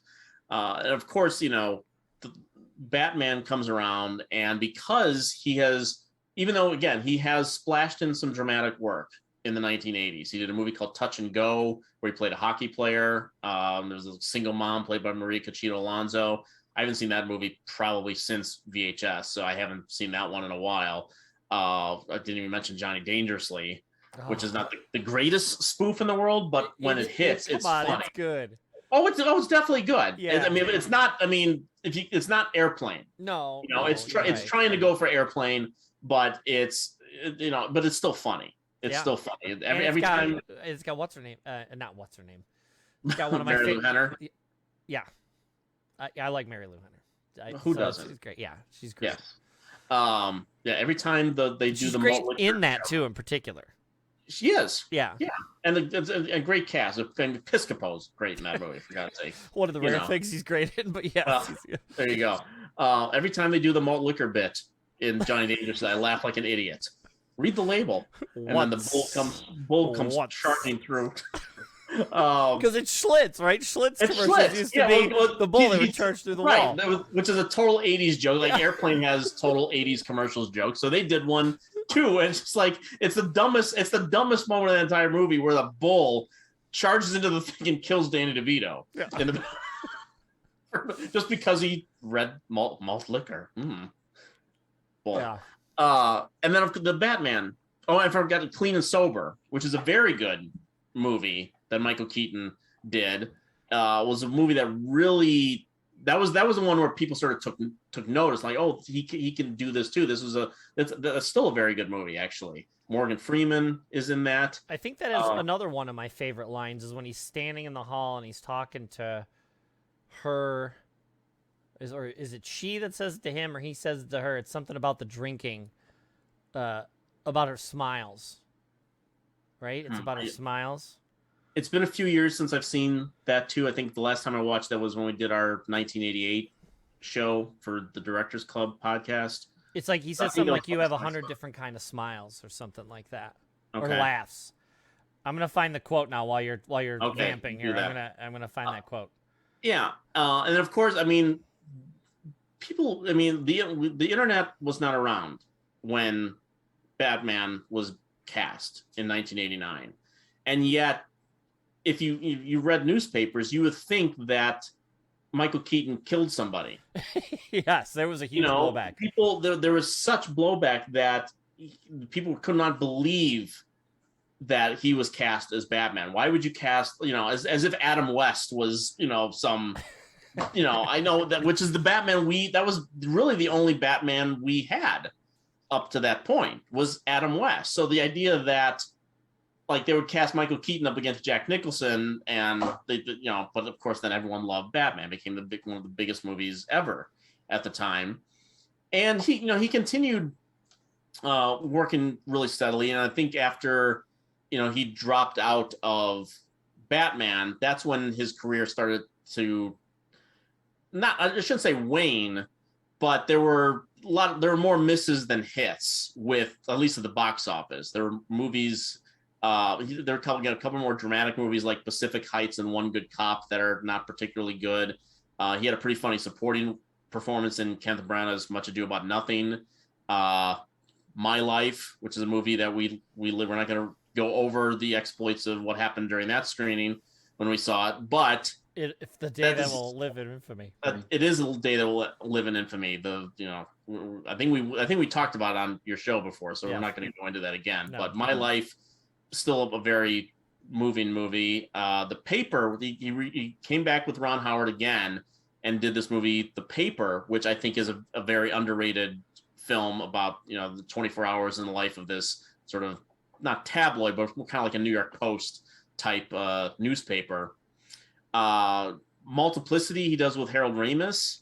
A fan of that. I like that one. Which is funny, and that movie bombed, absolutely bombed. And then he gets Tarantino. He does Jackie Brown, and he's great in Jackie Brown. Everyone talks about all the other performances, but he's great in that. And then it was sometime after that, I guess at the post Jack Frost era of Michael Keaton's career is not filled with a lot of great stuff. First Daughter, White Noise, really good TV movie called Live from Baghdad, which is essentially about the beginning of CNN, at least the prominence. Anytime Keaton does a journalism movie, it's interesting. Herbie Fully Loaded. These are the types of movies he's doing in this period, and Voice and Cars. So at least he's doing some Pixar. He directed a movie called The Merry Gentleman that wasn't that great. But then, in the 2010s, you start to see him coming back. He does a voice in Toy Story 3 as Ken. He's in The Other Guys, he's so funny in The Other Guys. I love that movie for a lot of reasons. Yes. But particularly that him, every time he pops up and he keeps quoting TLC. Yes. Especially when they finally call him out on it. Do you realize what you're doing? What? I'm not doing anything. I don't even understand the reference. But it's the first time he does it is particularly great because you're not in on the joke yet, and he just he plays it perfectly because he does it like a tough guy, captain, and just, hey guys, don't go chasing waterfalls. And he got this swagger to him. And he's like, did you mean to quote TLC on purpose? And he goes, I don't even understand the reference. So that whole running joke is fantastic. And then again, he does the RoboCop remake, where he plays the villain in that. Not great. And then I know you don't like it, and we're not going to litigate the movie, but Birdman comes out, and he gets an Oscar nomination for Birdman. Let's litigate it. I get why people like it, and I get why it got such people. I get why people like it. I get why why it got such consideration for everything. I get it. Yeah. It's just I couldn't handle the pretentiousness of it. I just couldn't. No, you're not alone, and neither am I. But but a huge deal, and I still hold it against Eddie Redmayne that he beat Keaton in that role. That Oscar should have been in Keaton's hand, and instead Eddie Redmayne plays Stephen Hawking, so he gets the showy performance, and then he steals the Oscar from Keaton. I'll never forgive Eddie Redmayne as long as I live because of that. But then like Keaton keeps going. Spotlight the next year, an incredible movie that ends up winning Best Picture that he's a huge part of. Another great journalism movie. Shows up in Spider-Man, the first of the Spider-Man movies, and he's so great. So good. And that brings a real human quality to that villain. We understand where he's coming from, and he's Keaton, so we're not rooting for him, but we're not rooting against him either. And again, especially with that movie, they made his character out to be a guy that was wronged. So you almost understand him, just like you understand Magneto's as a character. You understand a few other, you understand. Although Professor X isn't a villain, but you understand why they have these motivations to be the way they are. You understood why he was upset. You totally get it. And he's like, "Oh, fine, I'm making money now." It's like, "Well, you can't," or you can't do this, you can't do that. But when that's one thing, and you're like, "Well, I kind of get it." But when he has that talk with Peter Parker in the car, and he turns around and he looks at him, and he gives that creepy Michael Keaton, which is very rare. Because he's always, for the most part, goofing off or just being, serious guy. Yeah. When he does that creepy look at him and says, on a dime. "Oh, he's so good." That scene in particular is great with him. And of course, that's just exactly the kind of role that then people who might not know who Michael Keaton is go back and look at some of the Johnny Dangerously's and the Mr. Moms and something like that. Like, where did this guy come from? So it's just, for all the grief that people in my business give superhero movies, when they give actors like this an opportunity to get noticed in a greater context, it just makes me happy. And just finishing up, we're kind of getting up to the present here, but he shows up on Documentary Now, an episode of Documentary Now where he's hilarious. There's been this period where sometimes he just shows up like unexpectedly. The Trial of the Chicago 7 that Aaron Sorkin film that was on Netflix last year. I have not watched it yet, but I want to. Yeah, I spoiled something for you because he shows up as a key witness just out of the blue. Like there's no reference. You don't know he's even in the movie. They keep talking about this one character, and then he shows up. It's Michael Keaton, and he shows up for like 8 minutes and like takes over the movie. It's amazing. Again, he also appears to be an incredibly, we were just talking about last week about Dolly Parton and humble people and people who, have no right to be as nice as they are. He appears, I don't have to live with the dude, I don't know, but he appears to be an incredibly nice, humble dude. When he got popular again, the last couple years, I was watching 60 Minutes or something, and they went to interview him like on his farm. After all that stuff went, right after Birdman, I think is when it happened, because he was starting to, kind of get back into it. They went and saw him, and he just, after the whole Batman thing happened, and he kind of wasn't getting jobs as much anymore, or he chose to not take jobs anymore, he just walks around his land. He's talking to the interviewer, and he's just standing on a bridge. He's like, I just get my coffee, I walk around, I'm thoroughly happy. Like, he's not bothering anybody. He seems like a genuinely decent, nice dude. I don't think I've ever heard a bad story about him being a lunatic on a set or treating people like garbage. Right. The only thing I could possibly think of is that he broke up with, what's her name from Friends when they were younger. Courtney Cox when, she was like in her 20s. Dating him. I mean, he dated Michelle Pfeiffer for a little while after too. Batman?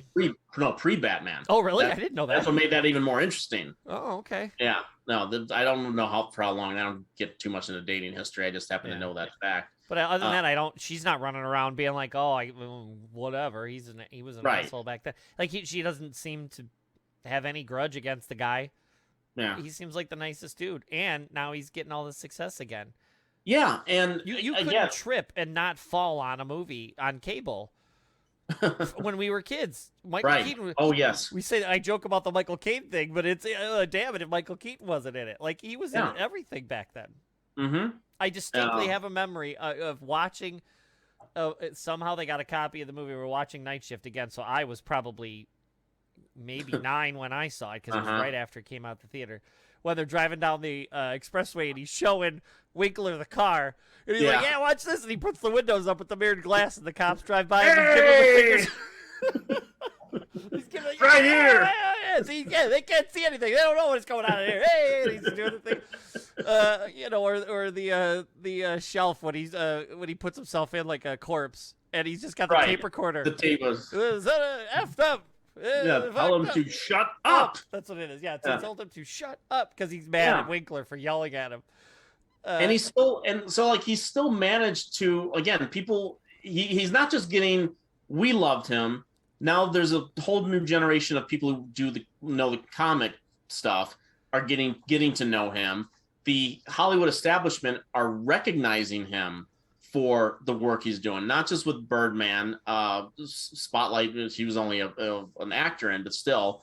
And there's this miniseries that just came out called Dope Sick that is on my list of things to watch. I didn't hear great things about it, but I hear he's very good, and he just won a Screen Actors Guild for it. And I don't know if you saw his speech for it, but SAG, no, I did not. Yeah, you should go look for it because it's a really kind of interesting speech because he kind of starts off it's weird, and Nick DiGilio actually broke it down very well, where because he starts off and he's kind of like he wants to say something, he wants to say kind of an issue because the Dope Sick is about the opioid scandal. Okay, so you could see that he kind of wants to say something, but then he starts like defending himself, like oh, here comes this actor. People are looking like, oh, this guy's gonna say something, and stick to acting and all this kind of stuff. And then he gets the crowd back on his side and gets an applause line and whatnot. But it's all leading up to the fact that his nephew died from opioids. Oh, I didn't know that. Yeah, and so he couldn't bring himself to get there, so he kind of rambled on a bit, and then finally broke down at the end of it and gave a tribute to his nephew for the award that he won. And again, he's very he's a very liberal guy. He's very active in following politics and journalism and stuff. You can tell all the journalistic movie. I mean, Spotlight, The Paper, Live from Baghdad. He's got a history of doing movies about journalism.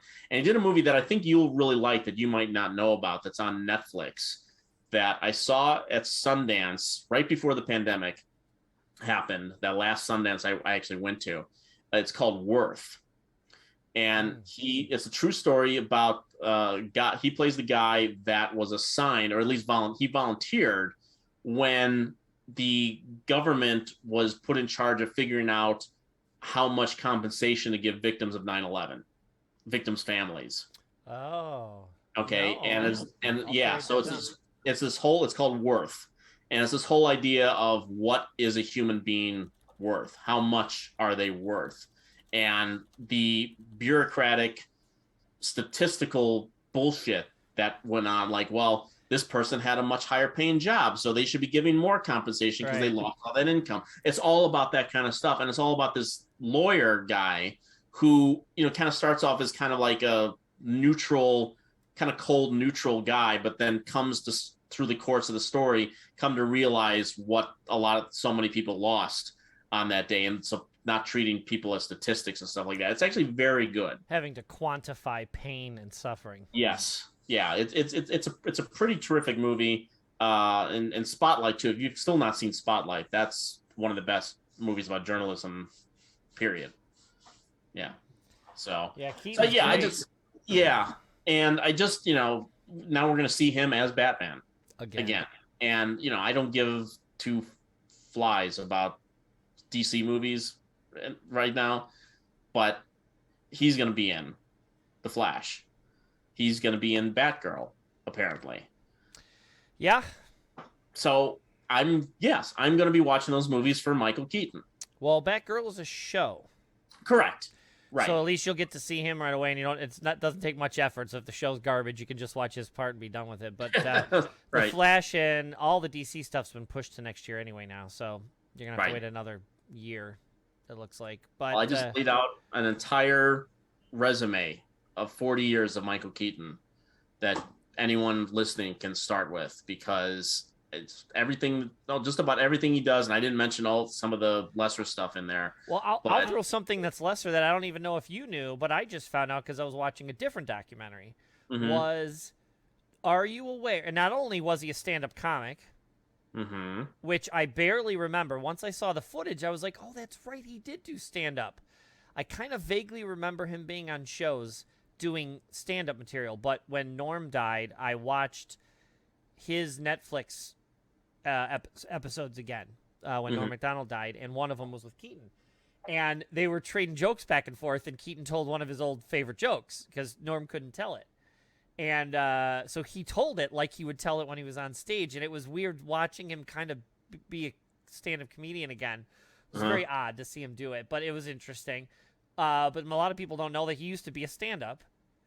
But did you know that he was the man who ran Trolley on the Mr. Rogers show? Yep, he worked on Mr. Rogers. He worked on Mr. Rogers. And when I watched another documentary about Mr. Rogers, I think it was the one about him, they were explaining that when you saw the trolley, like it would come on, and then when it would talk by going burp, burp, burp, and like go back and forth, and then leave or zoom off because it was excited or whatever. That was Michael Keaton for a large portion of that, not all of them, but he was there quite a long time. I was not aware of that. Yeah, and they show pictures, old black and white pictures of him and the crew with his big poofy, 70s hair, the whole deal, like doing the quote special effects, or setting up the tree in in Kingsland or whatever it was called, and all that stuff. I did not know that, and I was so surprised. And I want to say it was either the floor manager or Rogers who Keaton had come up with, and he would tell him like, oh, I want to be in the movies and stuff, and they told him like, you're talented enough, you should. And then that's when he started to do stand up and do improv stuff, I think, or do acting on the side locally. And I didn't know that. That's amazing to me. So really his career goes even further back than that. our childhood are weirdly linked. Our childhoods are weirdly linked to him in that way too. One of the greats. Yeah, that's awesome. Michael Keaton. Mine is going to be a pseudo repeat from last week. I think it was last week. Might have been the week before. I think it was the week before. Anyway, again, today I saw this, so it's very similar to how it happened last time I mentioned something similar to this. I had mentioned the situation in Ukraine. It's obviously not a happy situation, but the good thing is we've seen all the humanitarian effort and the infrastructure being built to send them as much aid as humanly possible from all over the world. Part of that is gamers. I'll have to look up the other one, but the key one I want to talk about right now is Humble Bundle, which I mentioned last time. Last time it was itch.io, had that bundle you could get with the 991 items for as little as $10.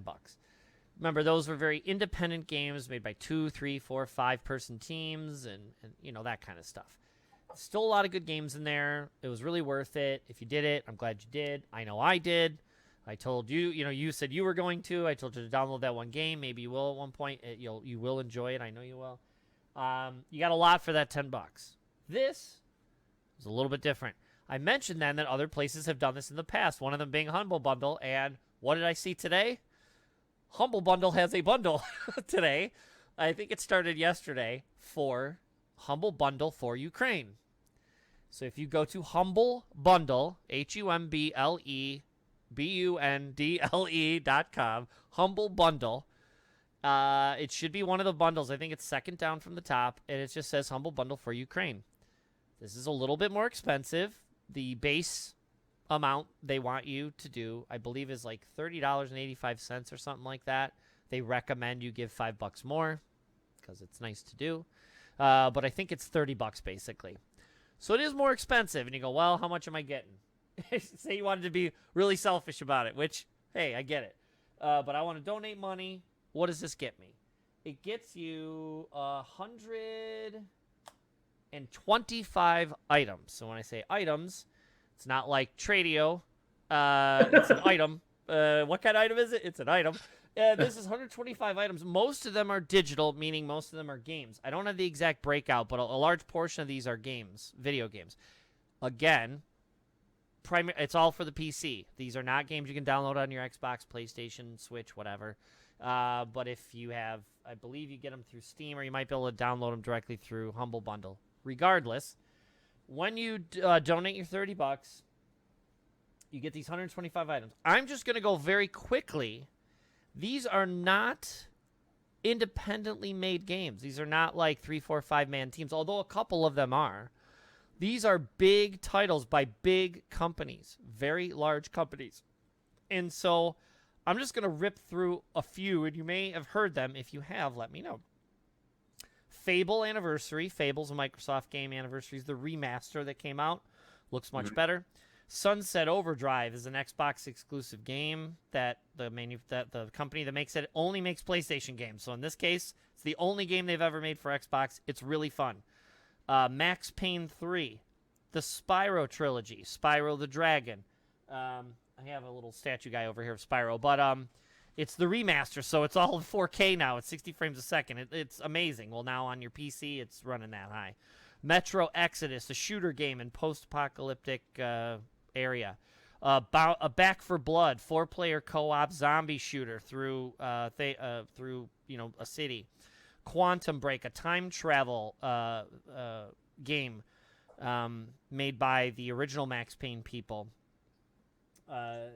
It's got a bunch of actors from like Lost and stuff in it, so all their little characters have their faces on them that you might know. A bunch of Amnesia games. It's a story-based game that has like this scratchy charcoal type kind of art.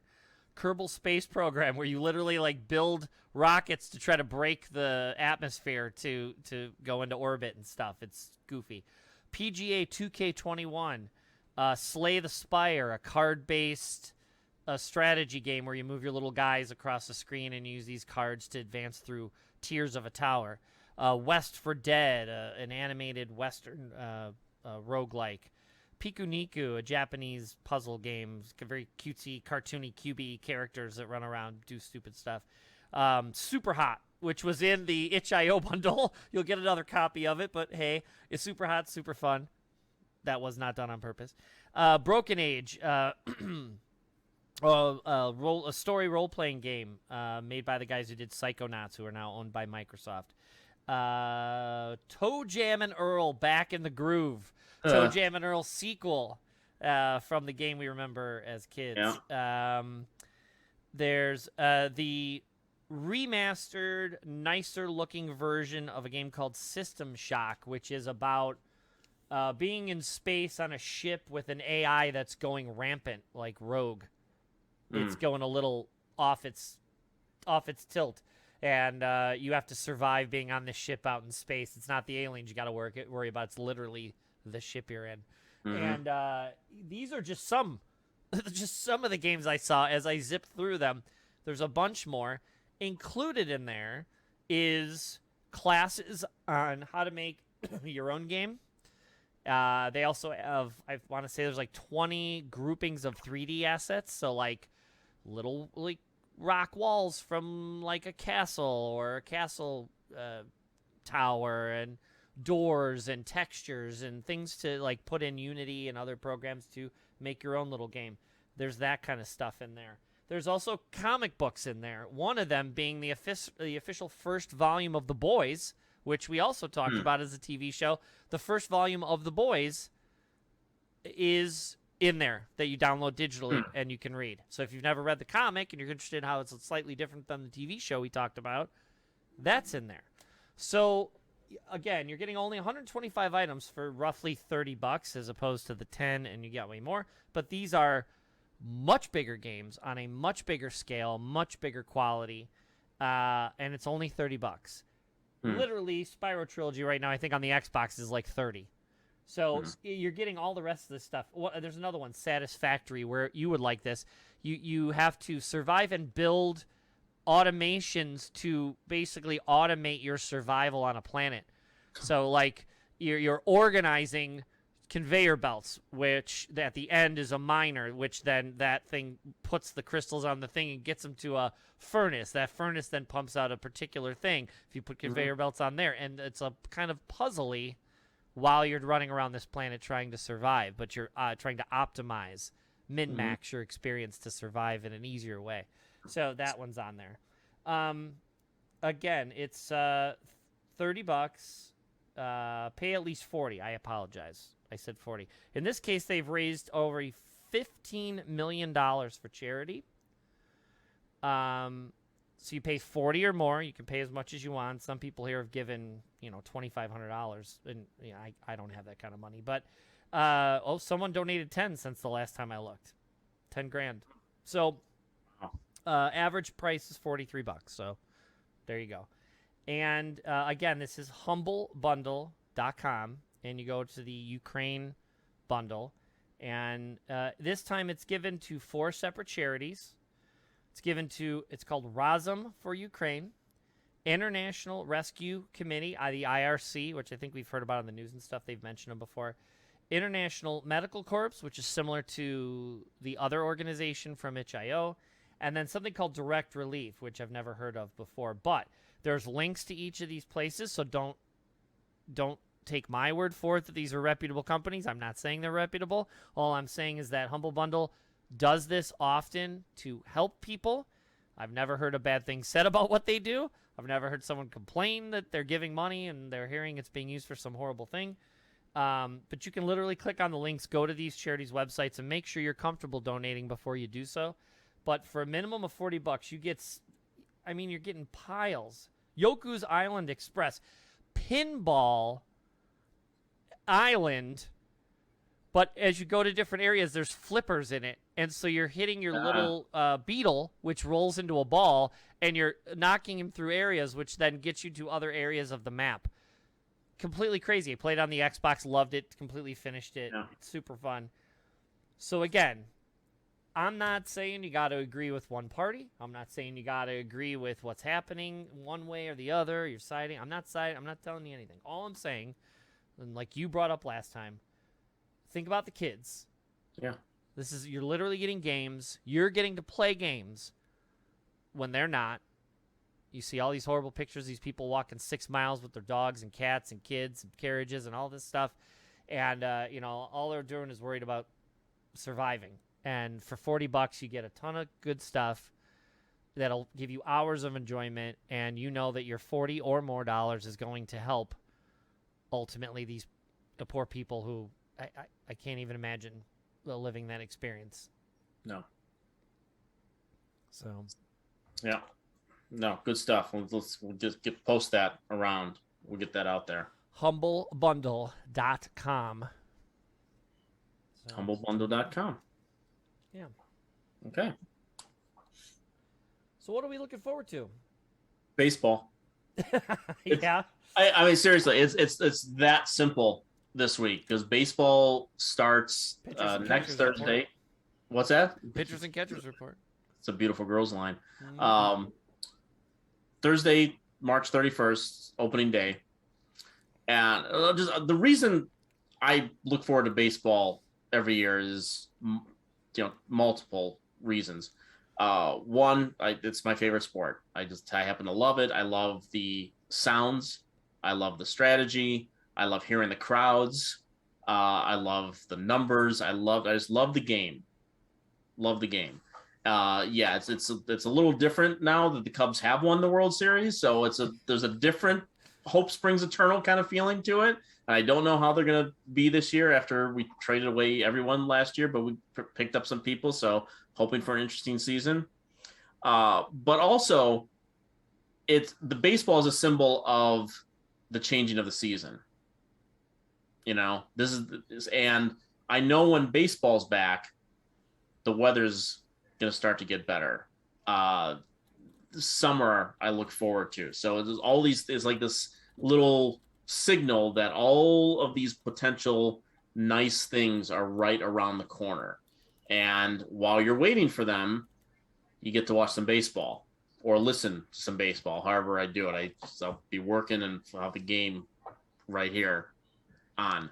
So yeah, I'm looking forward to baseball. And by May, we might be 20 games under 500. I might lose interest real quick, but I'm usually into baseball at least all the way through August, one way or the other, because it's always hope. Anything more satisfying than a nice, cool, breezy night, all the windows open, baseball game either on a TV or on a radio, while you're either watching it or doing something else, and you hear the crowd that not a mumble, but like a buzz, a consistent buzz that's a low, like a 2 out of 10, but it's always there through the whole game, and you hear the little, the bat or the shoes, or you hear the coughing. You hear random coughs now because everything's so high def now. You can hear the little random coughs, and a nice cool breeze coming through the window. I distinctly remember my childhood being that way. It was one of my favorite things to sit in a room with the breeze going, hear the announcers, even if you're not paying 100% attention. My announcer is a little bit different than yours, but it's great. It's relaxing. It's zen-like. I love it. It really is. Yeah. So it's that simple. That's what I'm looking forward to right now. Yeah, I saw the Sox were playing the split squad the other day, and they played the Cubs. So I got to. White Sox spending, man. White Sox spent. Didn't they get like 2 or 3 just before the playoffs last year? And then they just grabbed, right after the contract signings, they grabbed the 2 pitchers and like a third baseman. The guy from Dodgers, and I want to say he was like mid relief pitcher and a save guy, and then like a third baseman. They just did that like last week. Did they grab more this week? I didn't see that. I don't know if they've gotten any more this week, but they were still had like cap room. So there was a lot of speculation, just like, well, they could just keep spending. they were like fifth in payroll or something. I don't think it was. I think it was all of baseball. They were something like fifth in payroll, that doesn't happen. Sergio says not here. He's not excited about it. Yeah. Yeah, it's and they kept almost everybody their base from last year, and they made it to the playoffs. Although they didn't really do anything when they got there. No. It'll be interesting. Yeah. No. They took the arc, the very similar to what the Cubs did up to the point where they won the World Series. That they were kind of crappy for about 4 years, and then you started to see little moves get made, and then they got good, and then next thing you know, they won the World Series. So they're on. They took a similar path. So I'm not saying you're going to win this year, but you're a lot closer this year than you were 2 years ago. Well, 05, they very much did, although it wasn't exactly the same. They very much did the Red Sox numbers game kind of thing. Moneyball. Yeah, Moneyball. They did it a little bit. It wasn't exactly, but they had, what was it? They got guys like Tome and all the guys a little bit older guys that I can't remember who they had in 05 exactly. He would steal all the bases. That's all he was there for. Get him on first. It was a crazy base stealer that year, and literally their tagline in 05 was "grind it out." Like that was it. Like, we just gotta keep putting runs up there. That's all we got. That's our only hope. Let's do it. And they did somehow. And then they ripped through the playoffs and only lost one game the entire thing. And then the Astros last year just ripped them a new one. It's a shame no one remembers. Yeah, literally. ESPN forgets. Everybody forgets. Fox Sports forgets. No one remembers. That's right. Yeah. Yeah. Oh, sad. So you mentioned my looking forward to already. So when I came out of my mouth, I'm just like, yeah, okay, yeah, Moon Knight. Yeah, yeah, I can't wait, and I'm glad people are seeing that trailer and realizing it's not just a Batman ripoff. It's they're similar, and it's not your typical Marvel show movie. Whatever, they're gonna start showing some of these more darker characters again, like Blade. There was the hint after Eternals with the Ebony Blade for the Black Knight, and the voice you heard was, we've now been told, Blade. Now you have Moon Knight, these creatures of the night, these the dark corners of the Marvel universe. You're gonna start seeing some more of those kinds of characters pop up, and Moon Knight is definitely one of them. And those trailers hit. I love those trailers, and the new one's even better. I don't know if you've seen either. Did you see? I didn't watch the newer one. I kind of want to keep it. I saw the one. I'm good. I'm in. My guys Benson and Moorhead are directing many of the episodes, so I'm just very happy for them. Oscar Isaac.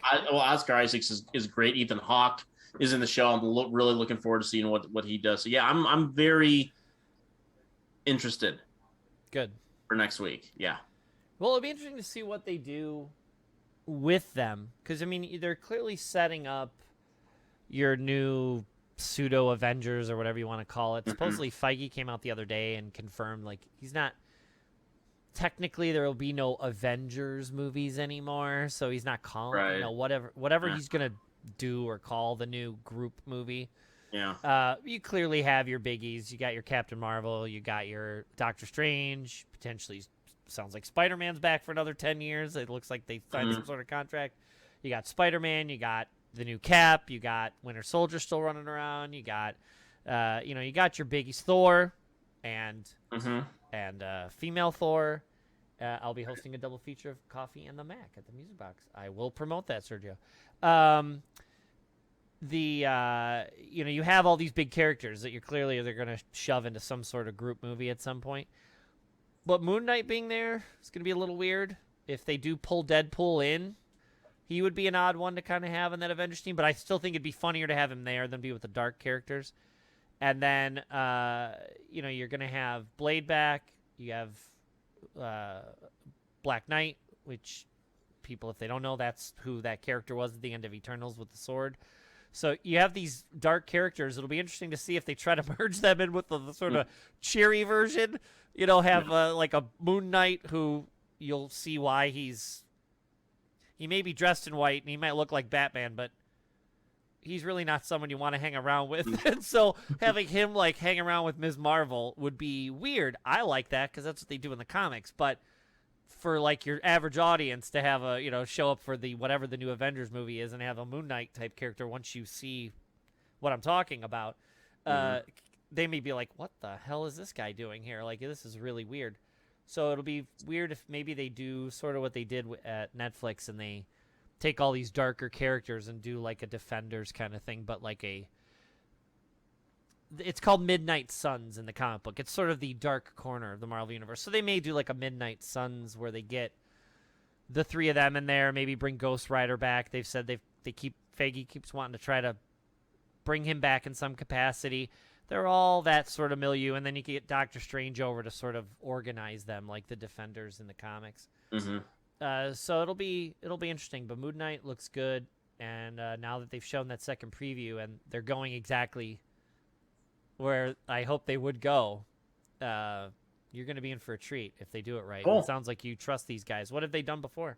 Well, they've only done these independent science fiction movies. Okay. People don't. They did a movie called Spring that was actually on my top 10 list that year, which is sort of like if you imagine. Speaking of Ethan Hawke, imagine Before Sunrise, but with an alien. Okay. Or a monster. They keep seeing them every 10 years. No, not. They spend the night with them in a French field. It's like guy meets a girl in a foreign land, and they kind of develop a relationship, and there's a monster. I'll just say that, which is it's great. It's just great. Okay. They did a movie called The Endless, which stars both of them. It's the two of them starring in the movie, but these two guys that used to be in a cult, and then kind of feel the pull to go back to the cult, and so they actually go and visit the people there. Weirdness ensues.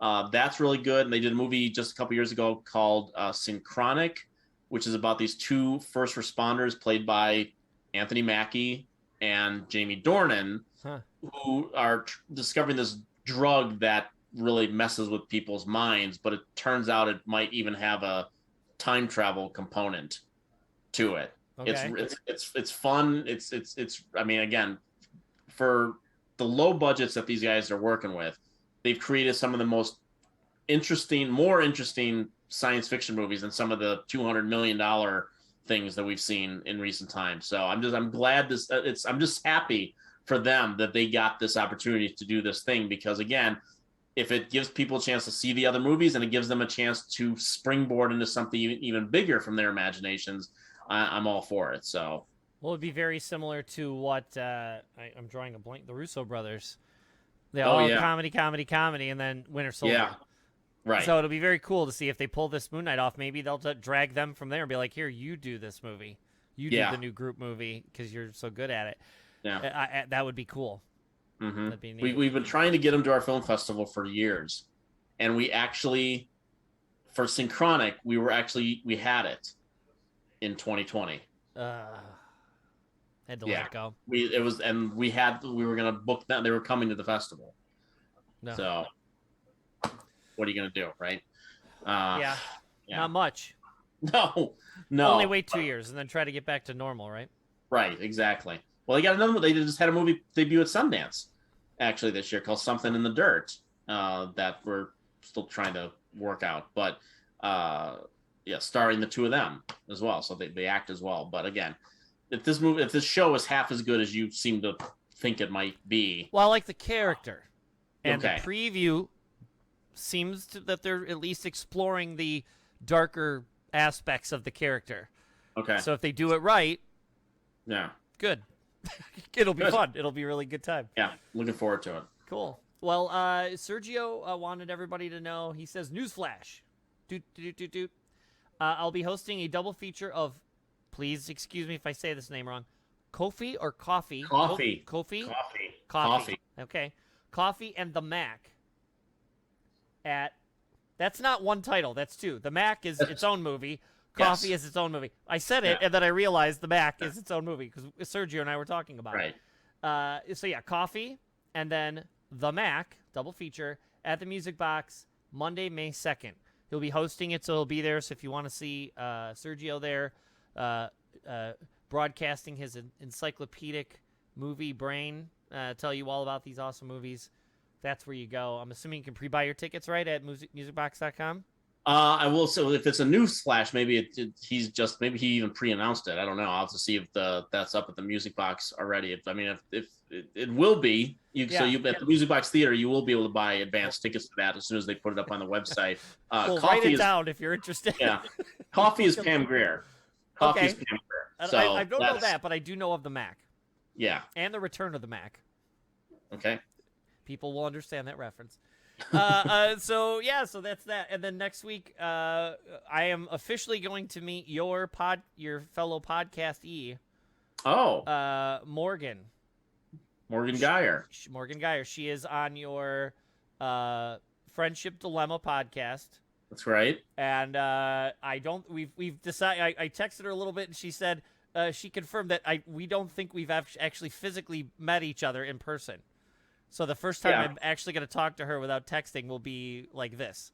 Yeah. So it'll probably be at the movie thing. I'll probably bump into her finally for the first time. She'll be on the site this week, says Sergio. Yeah. So next week is Morgan. I will throw out one little plug for us. In 2 weeks from tonight, when I guess we'll have to talk about that. At Elk Grove Theater is our once a month, our monthly movie. Peter Subzinski will be hosting a screening of Steven Soderbergh's Out of Sight with George Clooney and Jennifer Lopez.